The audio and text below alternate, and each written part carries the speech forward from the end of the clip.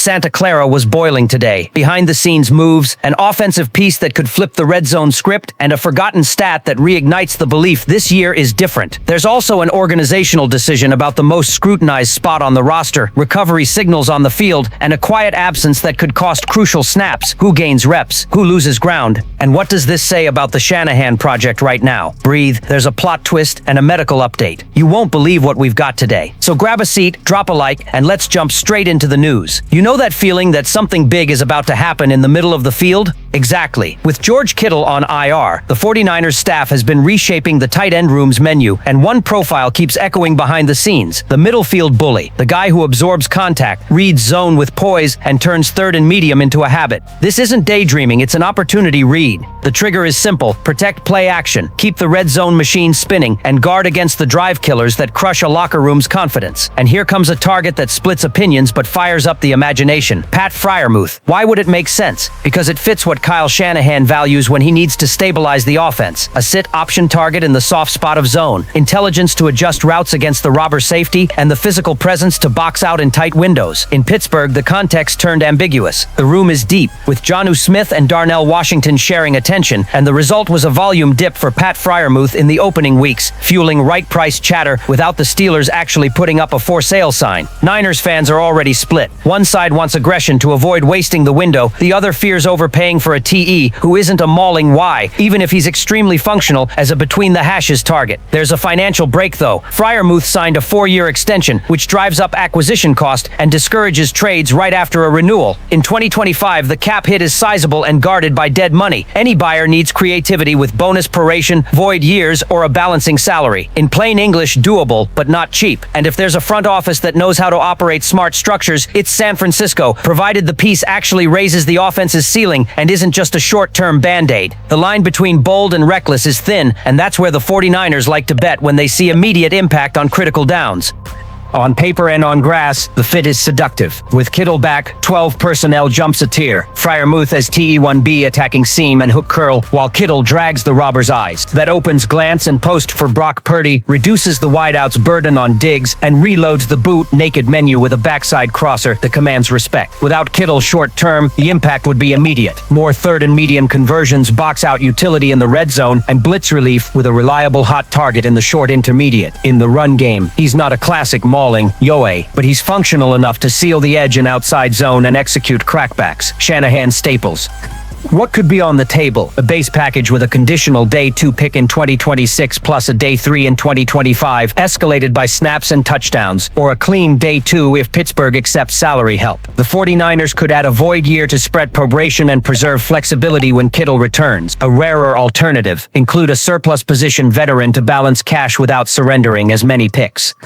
Risk and reward walk together. Reward: stabilize the middle of the field right now and create a Pro Bowl caliber tight end duo once Kittle's back. Risk: paying a premium in picks and constraining cap maneuvering midterm, plus the real chance the Steelers keep him because the Freiermuth-Jonnu combo gives their own offense versatile 12 personnel. Honest thermometer: short term, moderate plausibility, medium term, rising if Pittsburgh resets its target hierarchy. And that wasn't even the most surprising part of the day.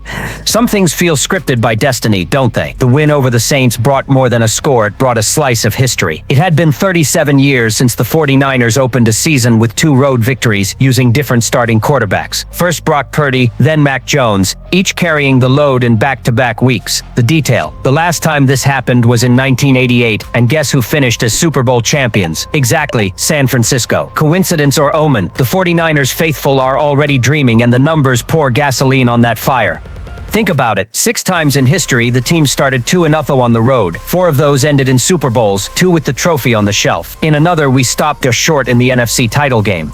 Only in 1974 did that start fail to turn into a playoff berth. In other words, when the Niners make noise early away from Levi's, the season usually ends with fireworks. And note, in 1988 there was doubt at quarterback. Montana and Young shared the spotlight, but nothing stopped the roster from adjusting and hoisting the trophy.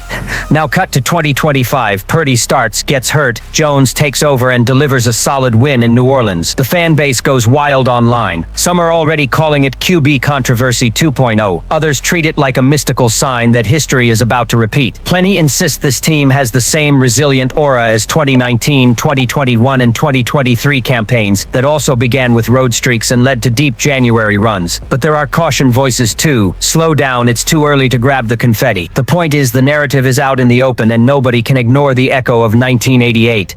And the best part is it isn't just superstition. Psychologically, starting with 2 road wins reinforces the belief this group knows how to handle hostile environments. The locker room feels it. If we pulled this off without stability under center, what happens when we're whole? Opponents feel it too. The Seahawks and Saints already tasted this defense's bite and the offense's discipline even without Purdy on the field. That puts the league on notice. The Niners don't just survive, they grow in adversity. To the staff, each of these wins counts double, on the scoreboard and in morale. And that still wasn't the most electrifying part of the week. Picture the scene. Brock Purdy, limited in practice, pushing to return early while the front office takes a breath and repeats, "Slow down." The decision isn't his, it's organizational. That triggers a memory the fan base hasn't forgotten. In 2023, Purdy rushed back after a concussion, played poorly against the Bengals, and the loss left a scar. Now, the risk is repeating the mistake with a tricky turf toe that can compromise mobility and throwing mechanics for weeks. The lesson from the past is knocking, and John Lynch was clear on the air. The team won't let emotion decide by itself. What tips the scales? First, Mac Jones's solid outing against the Saints, proving Shanahan's system keeps humming without the starter. Second, the need to preserve Purdy for the long haul. January is a marathon, and you need a whole, confident QB. Third, a controlled way to test roster depth. Giving Jones one more start can confirm if he's a truly reliable backup or if that win was mostly context. That's sparking a hot debate among fans. Is the risk worth it now, or is it smarter to safeguard the franchise QB? Behind the scenes, the read is pragmatic. This isn't about doubting Purdy's toughness, but about whether, injured, he actually gives the best chance to win. Turf toe isn't a joke, one wrong play and it lingers. At the same time, you can't ignore the message he sends to the locker room. He wants to fight, wants to be on the field, wants to lead through pain. That spirit inspires, but it can be costly if mismanaged. And Shanahan, known for putting system over individuals, rarely caves to emotional pressure. Fans, of course, are split. Some plead, "Play Purdy, we need momentum." Others argue, "Without health, there's no Super Bowl. Give Jones one more week." Bay Area radio host point to Joe Montana in 1988, also battling injuries with Bill Walsh making cold decisions for the future. Here's the modern drama. Purdy isn't Montana, but the logic is the same. The front office's choice will echo not only against the Cardinals but through the narrative of the entire season.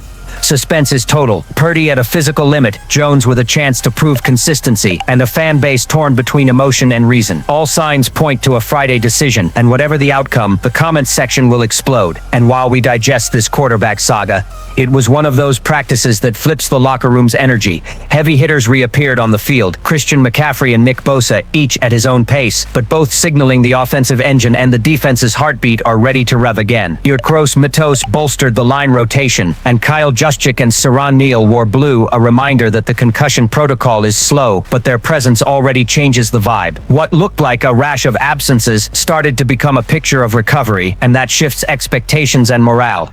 Not everything is rosy, though. Jacorian Jennings' absence set off an alarm. Ankle and shoulder kept him away from the receiver group, and the question echoes, who steps up if he sits? Trent Williams also worked on the side, a detail that always creates anxiety when it's about the quarterback's blind side.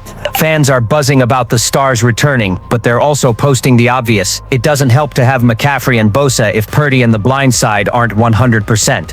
It's the eternal balance between euphoria and concern that follows every 49ers practice report. And speaking of Purdy, there he was again, throwing and taking dropbacks under the staff's sharp eyes. John Lynch doubled down on radio. Good to see him active, but it all depends on how his body responds after. It's no guarantee he'll play, but it fuels hope. The franchise QB won't be out long. Even those preaching caution admit, simply having Purdy on grass injects belief into teammates and fans, showing he's fighting to return. The official participation report comes later, but what we saw already stirs the comments section. McCaffrey and Bosa ready to ignite, Purdy trending back, Jennings in the shadow of injury. Expectation is sky high. Will we see a full attack on Sunday, or is there still a twist left? One thing's certain, every step this week was tracked like a conference final touchdown. And with that backdrop, it's time to tie together every piece of this scarlet and gold roller coaster.